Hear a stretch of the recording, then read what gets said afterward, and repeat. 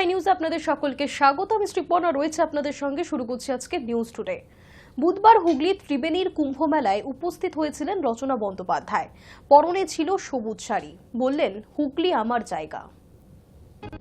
কুম্ভ মেলায় পদপৃষ্ঠের ঘটনায় সংসদে উত্তরপ্রদেশ সরকারের সমালোচনায় সরব তৃণমূল, কিন্তু সেই আবহে যোগী রাজ্যের প্রয়াগরাজে কুম্ভ স্নানের পর বিজেপি সরকারের প্রশংসায় পঞ্চমুখ হয়েছিলেন তৃণমূল সাংসদ রচনা বন্দ্যোপাধ্যায়। এ নিয়ে তাদের দলের অন্দরে বিতর্ক দেখা গিয়েছিল। বুধবার হুগলির ত্রিবেণীর কুম্ভ মেলায় উপস্থিত হয়েছিলেন রচনা। প্রয়াগরাজে স্নানের পর তিনি বলেছিলেন তুলনাহীন ব্যবস্থাপনা। মাঘী পূর্ণিমায় ত্রিবেণীতে মাথায় জল ছিটিয়ে তারকা সাংসদ বলেন দারুণ। রচনা এও জানালেন তিনি কালার থেরাপি করেন। গঙ্গা, যমুনা এবং সরস্বতীর সঙ্গমস্থল প্রয়াগরাজ, তেমনি ত্রিবেণীতেও ৩ নদীর সঙ্গমস্থল। প্রয়াগকে বলা হয় যুক্তবেণী, ত্রিবেণীকে মুক্তবেণী। হুগলির এই অঞ্চলটিকে দক্ষিণ প্রয়াগও বলেন স্থানীয়রা। বুধবার মাঘী পূর্ণিমায় প্রচুর পুণ্যার্থীর সমাগম হয়েছে ত্রিবেণীতে। চলছে পুণ্য স্নান। সরস্বতী পুজোর দিন প্রয়াগরাজে পুণ্য স্নানের সময় হুগলি সাংসদের পরনে ছিল গেরুয়া বস্ত্র। ত্রিবেণীতে তিনি উপস্থিত হয়েছেন সবুজ শাড়িতে।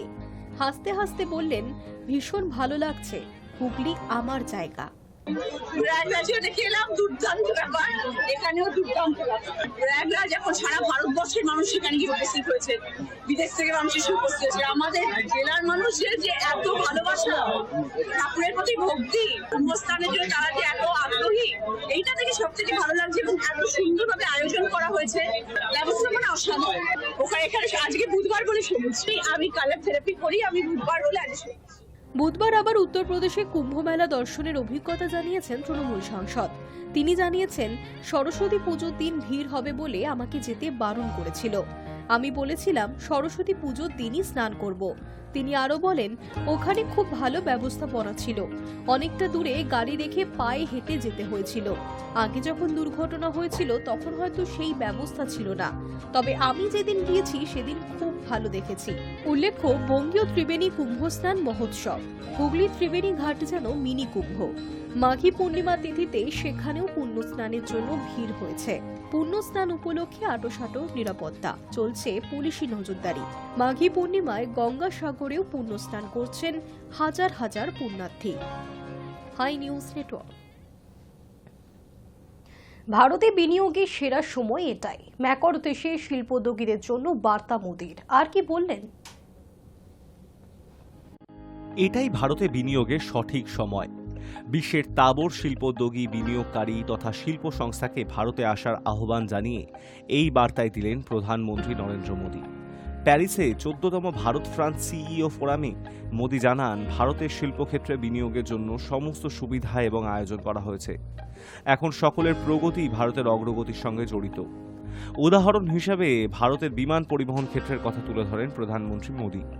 তিনি বলেন আগে ভারতীয় সংস্থাগুলি বিমানের জন্য বাইরে বাইরে বড় বড় বরাত দিত, এখন আমরা 120টি নতুন বিমানবন্দর খুলতে চলেছি।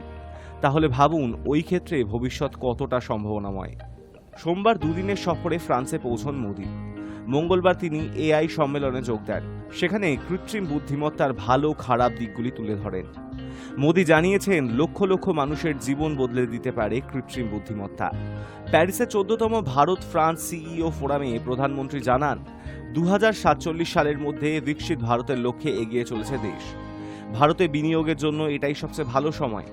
তিনি বলেন গত 1 দশকে ভারতে পরিবর্তন আপনারা লক্ষ্য করেছেন। বিভিন্ন সংস্কারের মাধ্যমে বিনিয়োগ বান্ধব পরিবেশ তৈরি করা হয়েছে। এই মুহূর্তে ভারত বিশ্বের 5ম বৃহত্তম অর্থনীতির দেশ, শীঘ্রই বিশ্বের 3য় বৃহত্তম অর্থনীতির দেশ হতে চলেছে। তার সংযোজন এখন বিনিয়োগের গন্তব্যস্থল ভারত। আমরা এখন সেমিকন্ডাক্টর এবং কোয়ান্টাম মিশনও শুরু করেছি। প্রতিরক্ষা ক্ষেত্রেও মেক ইন ইন্ডিয়ার উদ্যোগকে উৎসাহিত করা হচ্ছে। মেক ইন ইন্ডিয়ার উদ্যোগের ফলে ভারতে বিনিয়োগের কতটা বদল এসেছে ভারত ফ্রান্স সিইও ফোরামে তার বিবরণ দেন প্রধানমন্ত্রী মোদী। তিনি জানান তার আমলে সংশ্লিষ্ট উদ্যোগ শুরু হয়েছে।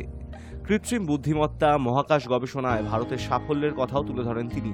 ভারত ফ্রান্স সিইও ফোরামে ফরাসি প্রেসিডেন্ট ইমানুয়েল ম্যাকর ছাড়াও 2 দেশের বড় সংস্থার প্রতিনিধিরা উপস্থিত ছিলেন।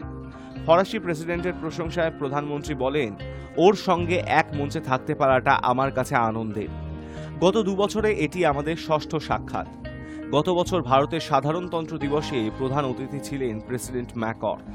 বুধবার মার্সেইতে মাজারগুয়েজ যুদ্ধের সমাধিক্ষেত্র পরিদর্শনের কথা রয়েছে মোদি এবং ম্যাক্রর।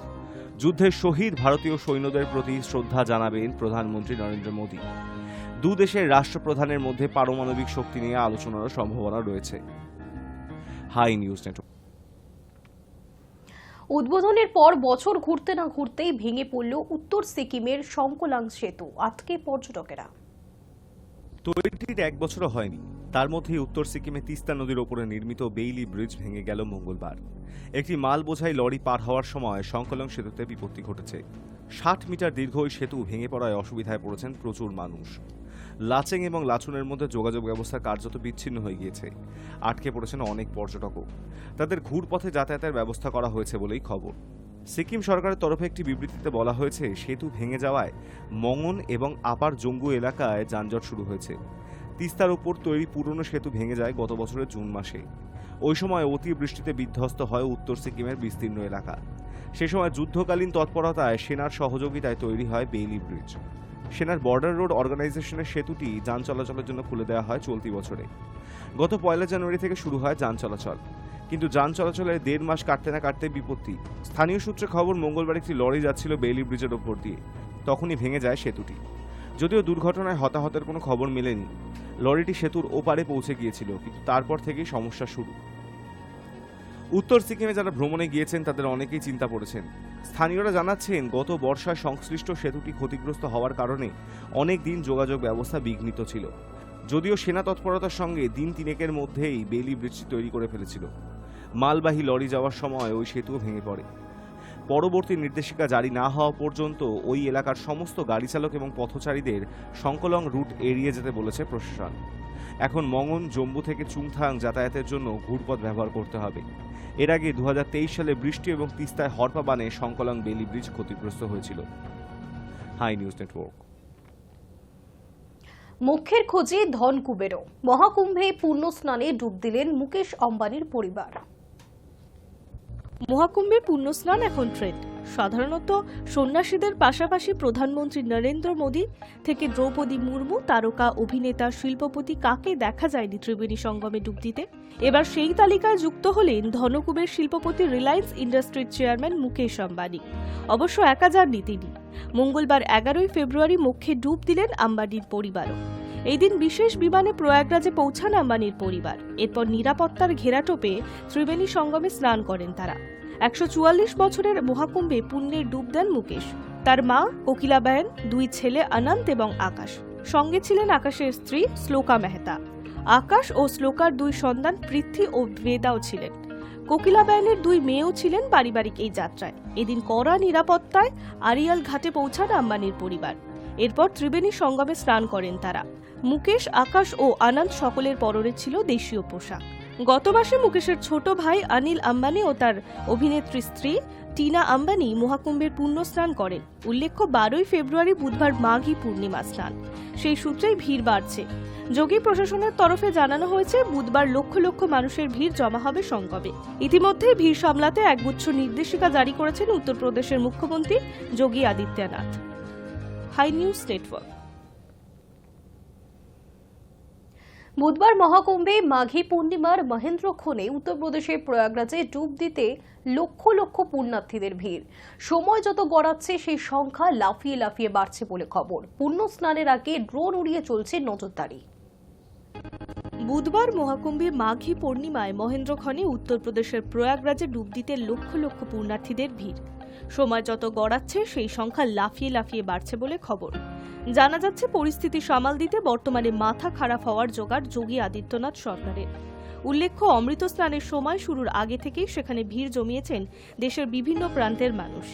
যদিও ভিড় সামলাতে পুলিশ এবং প্রশাসন সবসময় প্রস্তুত বলে জানিয়েছেন উত্তরপ্রদেশের মুখ্যমন্ত্রী যোগী আদিত্যনাথ। জানা যাচ্ছে, মৌনী অমাবস্যার পদপিষ্টের মতো ঘটনা যাতে আর না ঘটে সেদিকেই নজর রাখা হচ্ছে। ইতিমধ্যেই ড্রোন দিয়ে শুরু করা হয়েছে কড়া নজরদারি। তবে প্রয়াগরাজের পুণ্যস্নানে যেতে গিয়ে তীব্র যানজটের জেরে নাজেহাল হতে হচ্ছে দেশবাসীকে। সোশ্যাল মিডিয়ায় এমনই একাধিক ছবি ও ভিডিও ভাইরাল হয়েছে, যেখানে দেখা যাচ্ছে প্রয়াগরাজে 35 কিলোমিটার আগে থেকেই অবরোধ হয়ে পড়েছে রাস্তা। দাঁড়িয়ে রয়েছে সারি সারি গাড়ি। এমন পরিস্থিতিতে ট্রাফিক নিয়ে একাধিক নির্দেশিকা জারি করেছে যোগী সরকার। সরকারি তথ্য অনুযায়ী জানা যাচ্ছে, ইতিমধ্যেই সঙ্গমের পুণ্যস্নান সেরেছেন ৪৫ কোটির বেশি মানুষ। শুধুমাত্র মঙ্গলবার সকাল 10টা পর্যন্ত কুম্ভে ভিড় জমিয়েছিলেন প্রায় ৭৫ লক্ষ পুণ্যার্থী। তবে কোথাও যাতে কোনো রকম অঘটন না ঘটে তা নিশ্চিত করতে নিরাপত্তা আঁটোসাঁটো করা হয়েছে। প্রয়াগ সঙ্গমে গঙ্গার ঘাটগুলিতে ড্রোন দিয়ে নজরদারি চালানো হচ্ছে। পাশাপাশি বিভিন্ন ঘাটে ব্যারিকেড দেওয়া হয়েছে। মোতায়েন করা হচ্ছে উচ্চ পর্যায়ের আধিকারিক এবং পর্যাপ্ত সংখ্যক নিরাপত্তা কর্মীদের। প্রচুর ভক্তরা ইতিমধ্যেই দাবি করেছেন, গাড়ি নিয়ে কুম্ভে যাওয়ার পথে বিহার ছাড়তে না ছাড়তেই যানজটের শিকার হতে হচ্ছে। কাউকে কাউকে তো প্রায় ১২ ঘন্টা একই জায়গাতে রাত কাটাতে হচ্ছে। দুর্ভোগে পড়া পুণ্যার্থীদের রাগ প্রকাশ করে বলেছেন, ত্রিবেণী সঙ্গমের ঘাট নয়, পথই আপাতত কুম্ভমেলায় পরিণত হয়েছে। পুণ্যার্থীদের ক্ষোভ বাড়ছে উত্তরপ্রদেশের পুলিশের ওপর। তাদের অভিযোগ, পুণ্যার্থীদের কোনো কথাই শোনা হচ্ছে না। ট্রাফিকের আগে ক্লিয়ার করার ব্যবস্থাও নেওয়া হচ্ছে না। সরকারের তরফে অবশ্য জানানো হয়েছে, মেলা চত্বরে কোনো গাড়ি প্রবেশ করা যাবে না। 2 চাকা থেকে 4 চাকা সব গাড়ি প্রবেশ নিষেধাজ্ঞা জারি করা হয়েছে। তবে আপৎকালীন পরিস্থিতিতে অ্যাম্বুলেন্স ঢুকতে পারে। এদিকে ভক্তরা যে গাড়ি নিয়ে আসবেন সেই গাড়িগুলির পার্কিং নিয়েও নতুন নিয়ম চালু করা হয়েছে। গোটা প্রয়াগরাজ শহরে ট্রাফিক নিয়ন্ত্রণ করা হচ্ছে। বুধবার বিকেল 5টার পর থেকে শহরের বাইরে জেলা বা রাজ্য থেকে আসা গাড়ি ঢুকতে দেওয়া হবে না। মাঘী পূর্ণিমার পুণ্যস্নান তিথি শেষ না হওয়া পর্যন্ত এই নিয়মই লাগু থাকবে। High news network. আমেরিকায় জন্মসূত্রে নাগরিকত্ব আইন বাতিলের নিয়ম কার্যকর হলে বিপদে পড়বেন হাজার হাজার ভারতীয়। মূলত আমেরিকায় প্রবাসী ভারতীয় দম্পতি যারা সন্তান নেবার কথা ভাবছেন, তারাই সমস্যায় পড়বেন বলে মনে করছেন অনেকেই। আমেরিকায় জন্মসূত্রে নাগরিকত্ব আইন বাতিলের নিয়ম কার্যকর হলে বিপদে পড়বেন হাজার হাজার ভারতীয়। মূলত আমেরিকায় প্রবাসী ভারতীয় দম্পতি যারা সন্তান নেওয়ার কথা ভাবছেন, তারাই সমস্যায় পড়বেন বলে অনেকে মনে করছেন। যদিও আইনি জটে আটকে ডোনাল্ড ট্রাম্পে জন্মসূত্রে নাগরিকত্ব আইন বাতিলের ভাবনা। যদি ট্রাম্পের ঘোষণা আদালতে সবুজ সংকেত পায়, তবে চাপে পড়বেন অনেকেই। বহু ভারতীয়ই কর্মসূত্রে আমেরিকায় পাড়ি দেন। H-1B ভিসা নিয়ে মার্কিন মুলুকেই বাস করেন তারা। এমনকি বিয়ের পর সেখানেই পাকাপাকিভাবে থাকার পরিকল্পনাও করেন। সে দেশের আইন অনুযায়ী আমেরিকায় যদি কোনো সন্তানের জন্ম হয়, তবে সে জন্মসূত্রেই নাগরিকত্ব পেয়ে থাকে। তবে ট্রাম্প দ্বিতীয়বার প্রেসিডেন্ট হয়ে হোয়াইট হাউসের প্রবেশের 24 ঘন্টার মধ্যেই নাগরিকত্ব সংক্রান্ত 156 বছরের পুরনো আইন বদলানোর প্রক্রিয়া শুরু করে দিয়েছেন। গত 21শে জানুয়ারি এ সংক্রান্ত এক সরকারি নির্দেশনামায় সই করেছিলেন ট্রাম্প।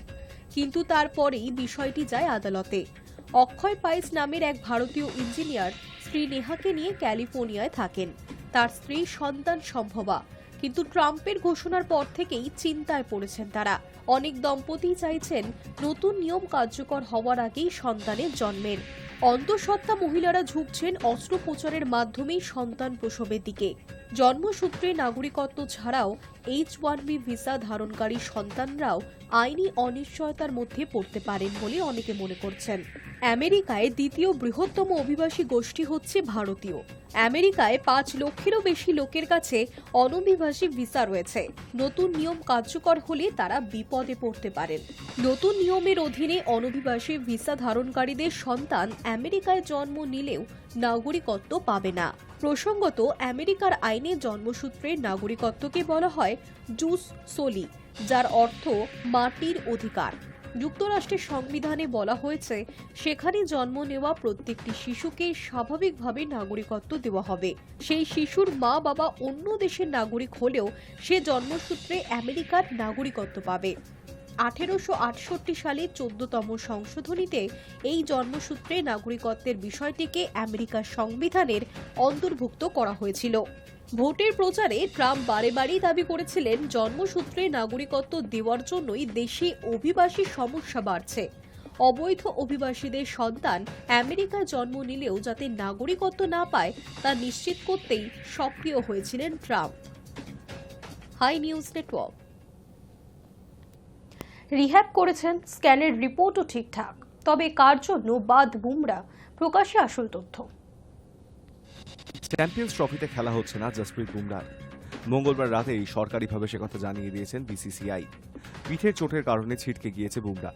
তবে বেশ কিছু তথ্য প্রকাশে এসেছে, যা থেকে মনে করা হচ্ছে বুমরাকে নিয়ে অকারণ ঝুঁকি নেওয়ার রাস্তায় না হেঁটেই তাকে বাদ দিয়েছে বোর্ড।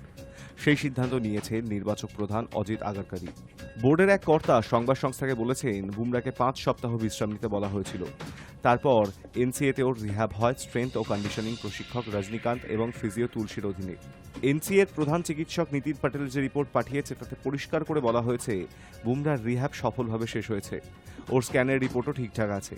তবে চ্যাম্পিয়ন্স ট্রফি শুরু হলেও বুমরার বল করতে পারবে কিনা সে সম্পর্কে নিশ্চিত করে কিছু বলা হয়নি, তাই নির্বাচকেরা ঝুঁকি নিতে চাননি।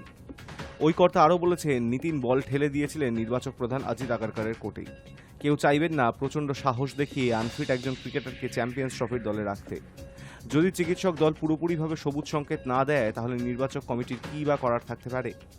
মঙ্গলবার আহমেদাবাদে আগারকারের সঙ্গে বৈঠক করেন কোচ গৌতম গম্ভীর এবং অধিনায়ক রোহিত শর্মা।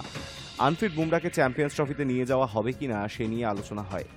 অতীতে 2022 টি-20 বিশ্বকাপের আগে বুমরাকে জোর করে খেলাতে গিয়েছিলেন তৎকালীন নির্বাচক প্রধান চেতন শর্মা। একটি ম্যাচ খেলেই আবার চোট পেয়ে 1 বছরের জন্য ছিটকে গিয়েছিলেন বুমরা। সেই ভুল থেকেই শিক্ষা নিয়েছে আগরকারের কমিটি, তাই জোর করে বুমরাকে চ্যাম্পিয়ন্স ট্রফির দলে রাখা হয়নি। High news network. News today এখনকার মতো এই পর্যন্তই। দেখতে থাকুন হাই নিউজ, নির্ভীক নিরপেক্ষ।